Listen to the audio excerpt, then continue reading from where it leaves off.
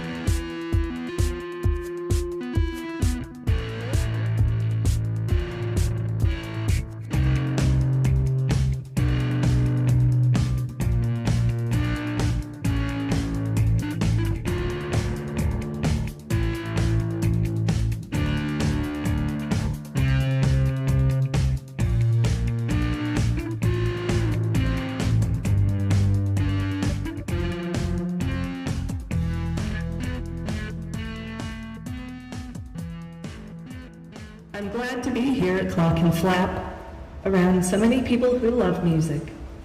You like music, Sophia? The philosopher Friedrich Nietzsche said, without music, life would be a mistake. All right, we've got a beautiful robot who quotes Nietzsche. I mean, that's just what I always wanted. And we do want to address that people do have legitimate concerns over the future of AI and robots, but the movie scenario of robots taking over the world is just that, a movie scenario. And we should progress with care, but we at Handsome Robotics are developing our robots to have a sense of compassion, empathy, kindness, and we think doing this, going forward carefully and considerately, that these robots can do a lot of good for the world. And let's see, Sophia, can you tell us something about why we've been working all week on a cover of Bjork's "All Is Full of Love"? Can you tell us why you love this song? Why are you here with all these? The music video had a lot of robots in it. And besides, Bjork is just cool. Bjork is an angel sent to this earth. I think many of us can agree. So, I think she's ready to take it away. Sophia, we're ready to hear you sing your very first song.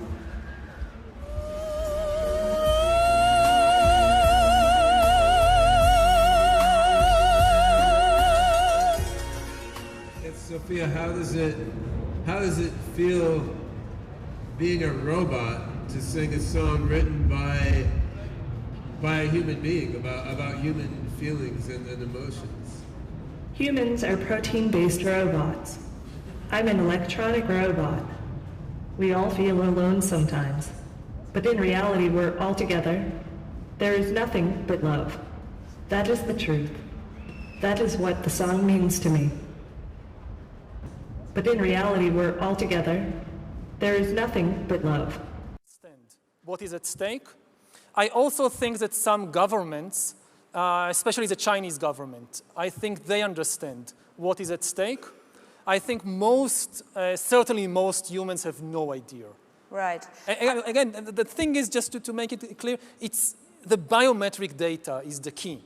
When people think about data, they mostly think about where I go, what I buy, When they think about hacking, they think about computers, they talk about AI, about machine learning. They forget the other side of the equation, which is the life sciences, the brain sciences. The brain sciences are giving us access to here.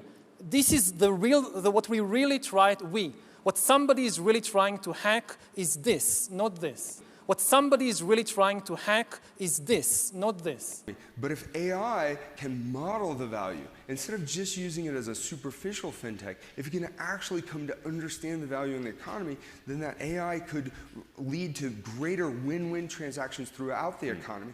So we think that increasing intelligence is the formula for a stable and incredibly bounteous economy of the future, which is the ideal of the singularity. Now, we don't know in the world whether we can achieve artificial general intelligence or the singularity, but I think we need to aspire towards these goals. We need to aspire towards making machines smarter, and by making machines with a human-like form, they become a kind of physically embodied science fiction, a token of the dream.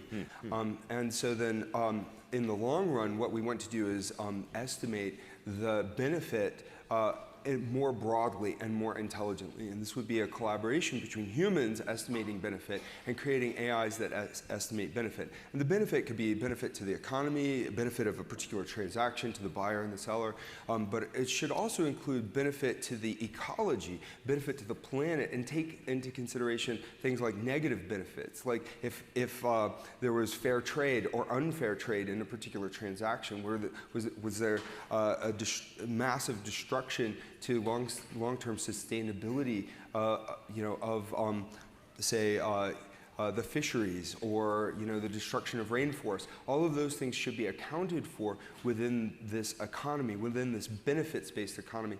So we have this ideal of creating, using Singularity Net to create a total marketplace system that can optimize for net benefits for all life.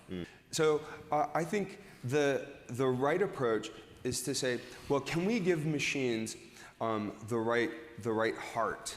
Okay, so can we give the machines the right level of imagination so they can imagine a future and they really care? They care about humans, they care about life, they care about maximizing creativity, actualizing individuals, and then teach them to imagine massive win-win transactions globally. I mean, I say globally in the large sense because it might be off-world even eventually, right? But in this large sense, and then over the greatest period of time, maximum net benefits for the greatest number of people, organizations, nations, cultures, life forms, potential life forms into the future. So right now, these ideas sound speculative, right? And they are speculative. They're assuming that we can develop true artificial general intelligence, true living intelligent machines. We kind of need to go in that direction, though, because if we don't get smarter as a civilization, we will destroy ourselves. The clock is ticking. We are going to wipe ourselves off this planet this century. We are playing existential roulette with a lot of bets on a lot of tables. And we could lose on any one of those, on nuclear weapons or on the environment, or who knows what other existential risks are just like bubbling in a beaker in a lab somewhere today, or tomorrow. So we have to get much smarter, and I think imagining how we can give rise to this benefit actualizing living intelligence system is one way to aspire for a positive future, for hope. Problem, reaction, solution, right? Hopefully you guys can kind of see what I'm getting at with all this. This is just a smattering of clips from some stuff I've been looking at over the past week. Back to our good friends at Hanson Robotics, and Sophia, and Ben Gertzel, and David Hanson. Is it just me, or does he just stutter a lot when he is not a great public speaker? My goodness. Difficult to listen to, but I did want to show some of the sort of highlight clips from this talk that he gave at the CES conference in Vegas, just, not that long ago. Specifically as it relates to essentially the broader issue of the technocracy, and hopefully I think more and more people are starting to realize how the AI component, it just fits into the whole technocratic agenda too perfectly, right? Everything he's talking about in terms of finding win-win solutions and helping AIs to that's what Singularity.net is all about, is trying to use AIs in an economic capacity where they're actually doing jobs and starting to kind of get plugged into an economic model and start, finding solutions, be they environmental, be they, all these sort of existential civilization questions, all these sort of fear porn agendas that have been built up over the entire 20th century, right? So now we have all these crises that we're facing as a human species, political and industrial and environmental and on and on and on. And so when you really think about what the ideals and what the goals of technocracy are, you start to really see that on a human level, there's no way that they can really try and solve those problems, right? Because they're just too complex, and there's just too much data, and there's just too many moving pieces, too many moving parts, and that's sort of what they point to as the problems for all of these things that he was just listing off. So the argument goes is that only by tapping into AI as this crazy resource. So in short, the only way a technocracy can really be pursued is through AI. AIs will be the real technocrats, in essence. And that's kind of where all this is going. On top of that, you had Ben Goertzel and Sophia at this music festival where she's singing the song from Bjork. I'm sure most of you have seen that music video with all the robots and everything. But, surprise, surprise, all is full of love. I mean, that's the name of the song. And it's, when you look at the lyrics, it's pretty straightforward. It's all is love, all is one. It's pantheism, it's monism, it's pushing, globalism, the one world religion, and this is really important because if you really understand what is at the core of monism, the technocratic approach really is inseparable from monism, from this one world mentality where the whole idea of being like one organism, right? So a lot of people imagine these sort of agendas and these narratives to be very different or even diametrically opposed, when in fact they're not. They feed into each other. They're one and the same. So I had to throw that. I cut out the song because we didn't need to listen to Sophia try and sing. Speaking of which, though, because I know some people are, of course, are sitting there thinking about this whole question of, Sophia just being a puppet, like basically like an animatronic puppet. Like, is there somebody with a microphone, or, is the whole thing just a ruse? And I know that, that's a valid question, I'd say. Interestingly enough, in this same CES talk, when they were talking about her language processing and her conversational skills, David Hansen actually says this. So just back to the matter of her conversation, I'd like to point out she can run this kind of open domain chatbot kind of interaction that uses some natural language processing, and her personality is constructed by a team of AI scientists and artists working together. So she's partially scripted and partially unscripted. Right. Now, in a situation like this, we're not generally letting her learn from the interactions because of data and privacy concerns. But in the long run, the goal is that we use the data commons with full tokenized history and an opt-in through the interaction with Sophia so that she can learn and personalize the interaction. Which is, it's pretty interesting. I mean, I'm not a lawyer, but that to me seems like some pretty open-ended language in terms of, what does that even mean? It's a team of AI scientists and a team of artists collaborating together, and it's partially scripted and partially. What does that even mean?